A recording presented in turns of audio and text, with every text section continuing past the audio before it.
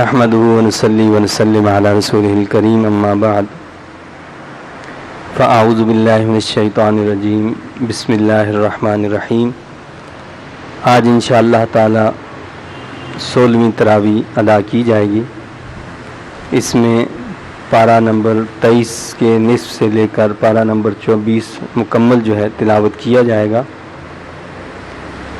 سب سے پہلے اس میں سورہ صاد کی ابتدا ہوتی ہے۔ اس سے پہلے جو ہم نے سورت پڑھی سورہ صافات، اس میں انبیاء کرام علیہ السلام کی خدمات اور اعلیٰ کردار کی تصویریں بتائی گئی تھیں۔ اس سورت میں حضرت داؤد علیہ السلام، حضرت سلیمان علیہ السلام اور حضرت ایوب علیہ السلام کی اوابیت اور چند دیگر انبیاء کرام علیہ السلام کی خدمات اور ان کے اعلیٰ کردار کا ذکر کیا گیا ہے۔ اس سورت کی ابتدا قرآن کریم کے تعارف سے ہوئی ہے۔ قرآن مجید پر غور کرنے کی دعوت اور قبولیت پر اجر و ثواب کا تذکرہ کیا گیا ہے۔ مشرکین مکہ کے رویوں پر روشنی ڈالی گئی ہے۔ مشرکین مکہ قرآن کو سمجھنا نہیں چاہتے، بلکہ غرور، ضد اور ہٹ درمی میں مبتلا ہیں۔ مشرکین کو تاریخ سے عبرت حاصل کرنے کا مشورہ دیا گیا ہے کہ تکذیب یعنی جھٹلانے میں وہ پہلے نہیں بلکہ پہلے بھی کئی اقوام نے رسولوں کو جھٹلایا ہے۔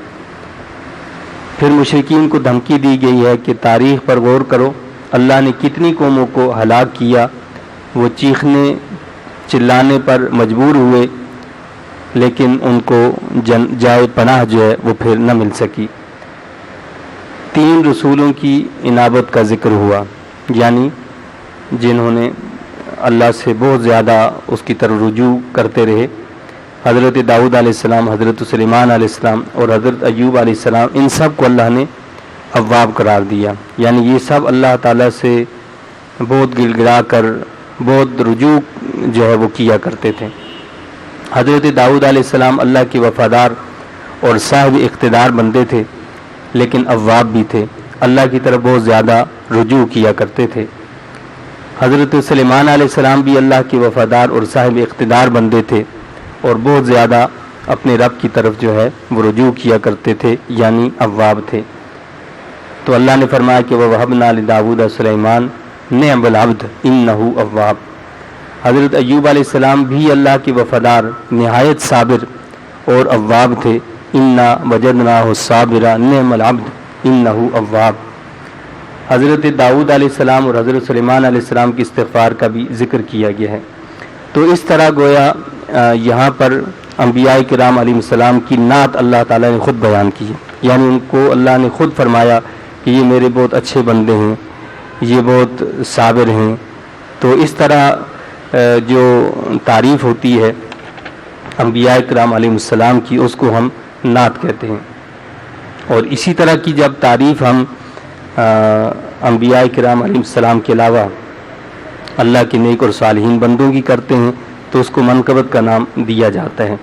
تو اللہ کے نبیوں کی نعت پڑھنا، ان کی نعت کو جو ہے پیش کرنا، یہ اللہ کی سنت ہے، یہ اللہ کا طریقہ ہے۔ اور جیسے کہ ان صورتوں کو اگر آپ پڑھیں گے تو آپ کو معلوم ہوگا کہ کس طرح اللہ تعالیٰ نے اپنے ان نبیوں کے نام لے لے کر فرمایا کہ یہ بہت زیادہ میری طرف رجوع کرنے والے تھے، یہ بہت زیادہ صابر تھے، اور اس طرح ان کی جو تعریفات کی ہیں۔ تو اس سے یہ واضح ہوتا ہے کہ نعت جو ہوتی ہے وہ نبی کی تعریف، نبی کے کمالات، نبی کے معجزات، نبی کے اخلاق، ان کے کردار پر مشتمل ہوتی ہے، یعنی اس میں ان کی تعریف کی جاتی ہے۔ لیکن اب اگر کوئی شخص جو ہے اس نعت کو، جو نعت ہوتی ہے، اس کو بگاڑ دے، یا اب ہمارے دور کے اندر ایسے ایسے شاعر آ گئے ہیں کہ وہ ایسے اشعار کہہ دیتے ہیں کہ جو نعوذ باللہ بالکل شرعاً غلط ہوتے ہیں، تو اسلام اس کی اجازت نہیں دیتا ہے۔ یعنی جن میں آپ تعلیمات قرآن اور سنت کو جھٹلا دیں، قرآن و سنت کی تعلیمات کے خلاف اشعار کہہ دیں، تو جس کے منہ میں جو آیا وہ کہنا شروع کر دیا۔ تو ہم نے پیچھے سورہ شعراء میں یہ بات پڑھی ہے کہ اکثر شعراء جو ہوتے ہیں وہ تو شیطان کی پیروی کرنے والے ہوتے ہیں. تو یا جہاں نعت کی بات آتی ہے تو یہ نہایت نازک معاملہ ہوتا ہے, نہایت ہی محتاط معاملہ ہوتا ہے کہ جب نبی صلی اللہ علیہ وسلم کی شان میں کوئی کلمات کہے جائیں تو ان میں ذرا بھر بھی گستاخی بھی نہ ہو, ان میں کوئی ایسا لفظ ایسا کلمہ استعمال نہ ہو جس سے شریعت کا کوئی مذاق اڑتا ہو یا شریعت کے کسی حکم کی خلاف ورزی ہو, شریعت کے کسی حکم سے ٹکراؤ ہوتا ہو, تو بہرحال اس کی اجازت نہیں ہے. اسی طرح جو منقبت ہوتی ہے اللہ کے نیک اور صالحین بندوں کی منقبت جو بیان کی جاتی ہے اس کا بھی مقصد وہی ہوتا ہے کہ ان کی تعریف. لیکن اب اگر اس کے اندر ہم دعائی دینا شروع کر دیں اور اس میں مانگنے لگ جائیں تو یہ منقبت کا طریقہ انداز نہیں ہے. مانگا تو ظاہر بات اللہ سے جاتا ہے, اللہ تعالیٰ جو ہے اسی سے مانگا جاتا ہے, اللہ کے نبیوں نے بھی ان سے مانگا, اللہ کے نیک صالحین نے بھی ان سے مانگا, اللہ کے نیک بندوں نے ہمیں تعلیم یہی دی اور ان کا زندگی بھر کا جو ہے طریقہ یہی رہا, سکھاتے وہ یہی ہیں کہ ہر وقت اللہ اللہ کرتے رہو, تمہاری جو بھی مشکل ہو جو بھی پریشانی ہو اللہ کے سامنے پیش کرو. تو اب ہم اگر جو ہے منقبت کو جو ہے اس کو الٹا کر دیں تو یہ ہمارا قصور ہے, ان کا قصور نہیں ہے. اس کے بارے میں ہم سے باز پرس ہوگی, ہمیں پکڑا جائے گا. اور جو ان چیزوں کو ترویج دینے والے ہیں, جو ایسے کلمات کہنے والے ہیں, جو ایسی چیزیں تحریر کرنے والے ہیں, عند اللہ ان سے اس پر باز پرس ہوگی. لیکن ہماری ذمہ داری یہ بنتی ہے, ہمارا یہ فرض بنتا ہے کہ جب ہم کہیں ایسی کسی چیز کو دیکھیں تو ہم اس کو واضح کریں اور ان چیزوں سے روکیں کہ بھائی جو طریقہ بتایا ہمارے دین نے وہ کیا ہے اور کس انداز میں ہمیں اس کام کو جو ہے وہ کرنا چاہیے. اور پھر نعت خوانی کو بھی اگر ہم گانے پر اور ان چیزوں پر لے جائیں تو وہ نعت خوانی کا سارا مقصد ختم ہو جاتا ہے. اس لیے کہ اللہ کے کلام کو یا اللہ کے نبی صلی اللہ علیہ وسلم کی تعریف کو گانوں کی طرزوں پر لے جانا یہ تو بالکل شرعاً ممنوع ہے کہ آپ کسی ایسی غلط چیز کے اس پر لے جا ہی نہیں سکتے. ہاں, قرآن کو اللہ نے حکم دیا ہے کہ اس کو اللہ کے رسول صلی اللہ علیہ وسلم نے حدیث شریف میں فرمایا ہے کہ قرآن پاک کو اچھے یعنی طریقے سے پڑھا جائے, اس کی خوبصورت انداز میں تلاوت کی جائے اور اس کو جو ہے یعنی اس میں اچھی آواز بنا کر اس کو قرآن مجید کو پڑھا جائے. وہی شخص ہم میں سے ہے جو قرآن مجید کو اچھے انداز میں پڑھتا ہے. لیکن اس کا یہ مطلب نہیں ہے کہ اس کو کسی ایسی چیز پر جو ہے وہ لے جایا جائے کہ جس سے شریعت نے ہمارے دین نے روکا ہے, منع فرمایا ہے. تو اگر ہم ان چیزوں کی کوشش کریں, ظاہر ہے کہ ہم سے پہلے بھی جو ہے نعت خواں حضرات گزرے ہیں. آج سے کچھ عرصہ پہلے کے نعت خوانوں کو آپ دیکھیں تو ان کی نعتیں, ان کا انداز وہ نہایت ہی محبت بھرا انداز. یعنی یہ نہیں ہے کہ جی وہ نعت خوان بھی جو ہے وہ کوئی جو ہیں گانا گانے والے بن جائیں اور وہی انداز وہی طریقے اختیار کر لیں جو گانے والے اختیار کرتے ہیں. بھائی یہ نعت ہے, نعت کو گانے کے انداز میں گانے کے طریقے سے یہاں تو ادب سارا چاہیے کہ آپ جب نعت پڑھیں تو آپ کا یہ تصور ہو کہ حضور نبی کریم صلی اللہ علیہ وسلم کی بارگاہ میں آپ حاضر ہیں اور رسول اللہ صلی اللہ علیہ وسلم کو آپ نعت سنا رہے ہیں. تو اس وقت کیا آپ ناچنے کا گانے کا انداز رکھیں گے کہ جی آپ کے ہاتھ ادھر جا رہے ہیں اور پاؤں کدھر جا رہے ہیں اور نہ جانے کس طریقے سے پڑھی جا رہی ہیں. بہرحال یہ اللہ تعالی ہمارے حال پر رحم فرمائے. تو اللہ تعالیٰ نے اپنے نبیوں کی یہاں پر جو ہے وہ تعریف اور توصیف فرمائی ہے اور پھر آگے جو ہے قرآن کریم کے بارے میں بتایا کہ یہ ایک کتاب نصیحت ہے. جو شخص قرآن کے مطابق بچ بچ کر زندگی گزارتا ہے اس کے لیے بہترین ٹھکانہ ہوگا.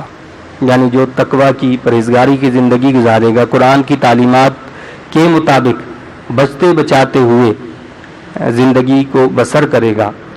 وہ جو ایک مرتبہ حضرت عمر رضی اللہ تعالیٰ عنہ نے حضرت کعب رضی اللہ عنہ سے پوچھا تھا کہ یہ تقویٰ کیا ہے, تو آپ نے فرمایا کہ کبھی آپ ایسے راستے سے گزرے ہیں کہ جہاں جھاڑیاں ہوں, کانٹے ہی کانٹے ہوں؟ تو آپ نے فرمایا کہ ہاں گزرا ہوں. تو فرمایا کہ وہاں سے کیسے گزرے ہیں؟ تو فرمایا کہ میں نے اپنے کپڑوں کو بھی سمیٹا, اپنے جسم کو بھی سکیڑا اور بچتے بچاتے ہوئے میں وہاں سے نکل گیا. تو فرمایا اسی کا نام تقویٰ ہے. تقویٰ کیا ہے کہ کانٹوں بھری دنیا, جہاں دائیں بائیں آگے پیچھے ہر طرف گناہوں والی دنیا ہوگی, گناہ ہو رہے ہوں گے, کانٹے ہی کانٹے ہوں گے, لیکن آپ نے بچتے بچاتے ہوئے اپنے آپ کو اس سے گزارنا ہے. اپنی زندگی کا جو سفر ہے، زندگی کا جو راستہ ہے، اس کو اس طرح طے کرنا ہے نہ آپ کے کپڑے اس میں الجھیں، نہ آپ کے بدن کو کوئی کانٹا چبھے. تو اسی کو تقویٰ کہا گیا ہے. آپ کے سامنے بہت سارے کھانے رکھے ہوں اور میٹھا بھی رکھا ہو، لیکن وہ آپ کے لیے مضر ہو، کسی کو شوگر ہو، کسی کو بلڈ پریشر ہو، کسی کو کوئی اور ایسا مرض ہو جس میں ان کھانوں کو جو ہے ممنوع قرار دیا گیا ہو. ظاہر ہے کہ آپ کا دل تو چاہے گا کہ میں یہ بھی کھاؤں، یہ بھی کھاؤں، یہ بھی کھاؤں، لیکن آپ کی جو صحت ہے وہ اس بات کی اجازت نہیں دیتی ہے کہ آپ ان چیزوں کو کھائیں. اگر آپ کھائیں گے تو آپ کا مرض بڑھ جائے گا. تو ہم کیا کرتے ہیں کہ ہم ان چیزوں سے بچتے ہیں کہ جی اگر اس کو کھا لیا تو میرا تو مرض بڑھ جائے گا، تکلیف بڑھ جائے گی. اسی طرح رب کائنات نے جو ہمیں زندگی گزارنے کا جو طریقہ بتایا ہے وہ ایسا طریقہ ہے کہ اگر ہم اس پر عمل کریں گے تو ہماری دنیا اور آخرت سنور جائے گی، لیکن اگر ہم اس پر عمل نہیں کریں گے تو ہماری روحانی صحت خراب ہو جائے گی. جو ہمیں نظر یہاں پر تو نہیں آئے گی، لیکن اس کا جواب ہمیں آخرت میں دینا ہوگا، اور آخرت میں ہمیں نظر آئے گی کہ وہاں ہماری روح کا کیا حال ہوگا. وہ جو احادیث میں آتا ہے کہ جب انسان قبر میں جاتا ہے تو اس کے اعمال جو ہوتے ہیں وہ مجسمہ طور پر یعنی جسم کی شکل میں اختیار کر کے آتے ہیں. اچھے اعمال ہیں تو وہ اچھے انداز میں اچھی شکل میں آئیں گے، اور اچھے اعمال نہیں ہیں تو بری شکل میں، ڈراؤنی شکل میں، ہیبتناک شکلوں میں وہ آئیں گے کہ جو اس کے لیے وہاں مشکل کا، پریشانی کا اور عذاب کا سبب بن جائیں گے. تو اللہ اس سے ہمیں محفوظ رکھے. آگے اللہ تعالیٰ نے بتایا ہے کہ جو شخص قرآن کریم کی نصیحت ہے اس کو نظر انداز کر کے، تقویٰ کو چھوڑ کے باغی اور سرکش بن کر زندگی گزارتا ہے، اس کے لیے بدترین ٹھکانہ ہے. وَإِنَّ لِلطَّاغِينَ لَشَرَّ مَآبٍ. جو سرکش لوگ ہوتے ہیں ان کا ٹھکانہ بھی اتنا ہی برا ہوگا. اس سورہ مقدسہ کا جو مرکزی مضمون ہے وہ یہی ہے کہ قرآن کریم سارے جہان والوں کے لیے ایک کتاب نصیحت ہے. قرآن کو اللہ نے بنایا ہی نصیحت ہے، لیکن اس نصیحت سے اگر ہم فائدہ اٹھانا ہی نہ چاہیں تو ظاہر ہے کہ وہ تو فائدہ نہیں ہو سکتا نا. ہم دوا کھائیں ہی نہ اور یہ کہیں کہ جی ہمیں ویسے ہی شفا مل جائے گی. ڈاکٹر سے ہم دوا لے بھی آئے، اس کو کھایا نہیں تو ٹھیک تو نہیں ہو سکتے جب تک اس کو کھائیں گے نہیں. تو دوا کھائیں گے تو اس کا فائدہ ہوگا. اسی طرح قرآن مجید یہ اللہ کا کلام، یہ اللہ کی طرف سے نصیحت، یہ اللہ کی طرف سے ہدایت جو ہے، اس کا فائدہ تب ہوگا کہ جب ہم اس کو پریکٹس میں لائیں گے، جب ہم اپنے کردار میں، ہم اپنے عمل میں اس کو شامل کریں گے تو انشاءاللہ تعالی اس کا فائدہ ہمیں نظر بھی ضرور آئے گا. اس کے بعد سورہ الزمر شروع ہوتی ہے. اس صورت میں طاغوت سے اجتناب کرتے ہوئے دلائل کی روشنی میں توحید کا مطالبہ اور شرک کا رد کیا گیا ہے. قرآن مجید کا تعارف کرتے ہوئے بتایا ہے کہ یہ ایک ایسی کتاب ہے جو زبردست، غالب اور حکیم اللہ کی طرف سے بتدریج نازل کی گئی ہے. تنزیل الکتاب من اللہ العزیز الحکیم. یہ رفتہ رفتہ تدریجاً اللہ نے اس کو نازل فرمایا ہے. قرآن مجید سراسر حق ہے. جو اس کی ہدایت قبول کرے گا وہ خود فائدے میں رہے گا. فمن اہتدی فلنفسہ، یعنی جو ہدایت پائے گا تو اس کا اپنا فائدہ ہے، کسی دوسرے کا فائدہ نہیں. آپ اس کے طریقے پر، اس کی ہدایت پر، اس کی رہنمائی پر عمل کریں گے تو اس سے آپ کا اپنا ذاتی فائدہ ہوگا، کسی دوسرے کا کوئی فائدہ نہیں ہے. قرآن مجید بہترین کلام، احسن الحدیث ہے. اس کے مضامین بار بار دہرائے گئے ہیں. اسے سن کر اور پڑھ کر اہل خشیت کے رونگٹے کھڑے ہو جاتے ہیں. یہ ایسی ہدایت ہے کہ اس سے لوگوں کے دل نرم پڑ جاتے ہیں. قرآن مجید میں مختلف قسم کی مثالوں سے لوگوں کو سمجھایا گیا ہے تاکہ وہ نصیحت حاصل کریں. وَلَقَدْ ضَرَبْنَا لِلنَّاسِ فِي هَذَا الْقُرْآنِ مِنْ كُلِّ مَثَلٍ لَعَلَّهُمْ يَتَذَكَّرُونَ. یعنی ہر طرح کی مثالیں ہم نے قرآن میں دی ہیں، اور ان مثالوں کو کس لیے دیا؟ اسی لیے دیا ہے تاکہ لوگ اس سے نصیحت پکڑیں. اللہ کی طرف انابت یعنی رجوع کرنے اور اسلام کی یعنی اس کے آگے جھکنے، سر تسلیم خم کر دینے کی دعوت دی گئی ہے. وَأَنِيبُوا إِلَىٰ رَبِّكُمْ وَأَسْلِمُوا لَهُ. قرآن مجید کی غلط تعویل و تفسیر کرنے کے بجائے اس کے بہترین پہلوؤں کی پیروی کی دعوت دی گئی ہے. اس صورت میں بار بار خالص عبادت کی دعوت دی گئی ہے اور خالص توحید کا مطالبہ کیا گیا ہے. مشرکین کے دل اللہ واحد کے ذکر سے تنگی محسوس کرتے ہیں، لیکن ان کے ساتھ دوسرے خداؤں کا ذکر کیا جائے تو شاداں فرحاں ہو جاتے ہیں. یعنی اللہ کے ساتھ جب کسی اور کا ذکر نہ ہو اللہ کا ذکر ہو، اس کی وحدانیت کا ذکر ہو، تو ان کے دلوں کے اندر کڑن اور تنگی محسوس ہوتی ہے۔ تو یہ مشرکین کی ایک علامت جو ہے وہ بتائی گئی ہے۔ انسان کی حفاظت کے لیے اللہ کافی ہے۔ الیس اللہ بکاف عبدا، کیا اللہ اپنے بندوں کے لیے کافی نہیں ہے؟ اپنے بندے کے لیے وہ کافی ہے، اس کی تمام ضرورتوں کی، اس کی تمام حاجات کی وہ تکمیل کرتا ہے۔ تو بندے کو اپنے رب سے لو لگانی چاہیے۔ یا عباد کے الفاظ سے ایمان لانے والوں کو دعوت تقویٰ دی گئی ہے، اور گناہ گاروں کو اللہ کی رحمت سے مایوس ہونے کے بجائے گناہوں پر توبہ کرنے کی دعوت دی گئی ہے۔ اور یہ خوشخبری سنائی ہے کہ اللہ چھوٹے بڑے سارے گناہ معاف فرما دے گا۔ قل یا عبادی الذین اسرفوا علی انفسہم لا تقنطوا من رحمت اللہ، یعنی اے میرے وہ بندو جنہوں نے اپنی جانوں پر ظلم کیا، اللہ کی رحمت سے مایوس نہ ہو جاؤ۔ یعنی اللہ کی رحمت بڑی وسیع ہے، بس اس کے در پر آ جاؤ، اس کے حضور جھک جاؤ، اس سے توبہ کر لو، معافی مانگ لو، تو وہ بڑا غفور الرحیم ہے۔ وہ حدیث شریف میں آتا ہے نا کہ ایک شخص جو ہے اس نے 99 قتل کر دیے، 99 قتل کرنے کے بعد اسے کچھ احساس ہوا کہ میں نے تو بہت برا کیا، میں نے زندگی اپنی جو ہے وہ تباہ کر دی۔ تو اس نے کسی شخص کے پاس جا کر یہ پوچھا کہ بھائی کوئی طریقہ، کوئی ذریعہ ایسا ہے کہ میں بچ جاؤں؟ تو اس نے کہا کہ نہیں، اس کا اب تو تمہاری بچت کا کوئی طریقہ نہیں ہے۔ تو اس نے اسے بھی اڑا دیا، تو 100 قتل ہو گئے پورے۔ پھر اسے احساس ہوا تو اس نے جا کر کسی اللہ والے سے پوچھا، تو اس نے کہا کہ ہاں ابھی بھی تمہارے پاس جو ہے وقت ہے، تم جو ابھی بھی بچ سکتے ہو، تم ایسا کرو فلاں بستی میں فلاں بندے کے پاس جاؤ، تو وہ تمہیں اس کا جو ہے وہ حل بتا دے گا۔ تو وہ بستی اللہ کے نیک اور صالحین کی بستی تھی۔ تو وہ شخص سچے دل سے، یعنی رجوعیت کے نیت سے جو وہاں سے نکلا اور راستے میں اس کا انتقال ہو گیا۔ اب جب انتقال ہوا تو رحمت کے فرشتے بھی آ گئے اور عذاب کے فرشتے بھی آ گئے۔ عذاب کے فرشتے جو ہیں وہ اس کو اپنی طرف کھینچ رہے تھے اور رحمت والے اپنی طرف کھینچ رہے تھے۔ تو ان کے درمیان فیصلہ جو ہے وہ اللہ نے کروایا۔ کیا فیصلہ ہوا؟ فرمایا کہ تم یہ جس زمین سے چلا ہے اور جس زمین کی طرف جانا چاہتا تھا، اس کا فیصلہ کر لو، جس سے یہ قریب ہو تو اسی کے مطابق اس کا فیصلہ ہوگا۔ یعنی اگر نیک اور صالحین کی جو بستی ہے وہ قریب ہے اس کے، تو یہ پھر رحمت والوں کے پاس جائے گا، اور اگر یہ ان سے دور ہے تو پھر یہ عذاب والے فرشتوں کے پاس جائے گا۔ تو تھوڑا سا فرق تھا کہ وہ شخص جو ہے یعنی وہ جو نیک اور صالحین کی بستی تھی اس کے قریب تھا، تو اس لیے حکم یہ ملا کہ اس کو رحمت والوں کے فرشتوں کے حوالے کر دیا جائے۔ تو اللہ تعالیٰ تو بڑا غفور الرحیم ہے، بس وہ یہ کہتا ہے کہ میرا بندہ سچے دل سے تائب ہو جائے، میری بارگاہ میں حاضر ہو جائے، تو اس کے کتنے گناہ ہوں، فرمایا زمین و آسمان بھر اس کے گناہ ہوں، اللہ ان کو بھی معاف فرما دیتا ہے۔ تو اس لیے ہمیں مایوسی سے روکا ہے کہ بندہ مومن جو ہوتا ہے وہ اللہ کی رحمت سے کبھی مایوس نہیں ہوا کرتا۔ اللہ کی آیات کو جھٹلانے والے متکبر لوگوں کے چہرے قیامت کے دن سیاہ ہوں گے۔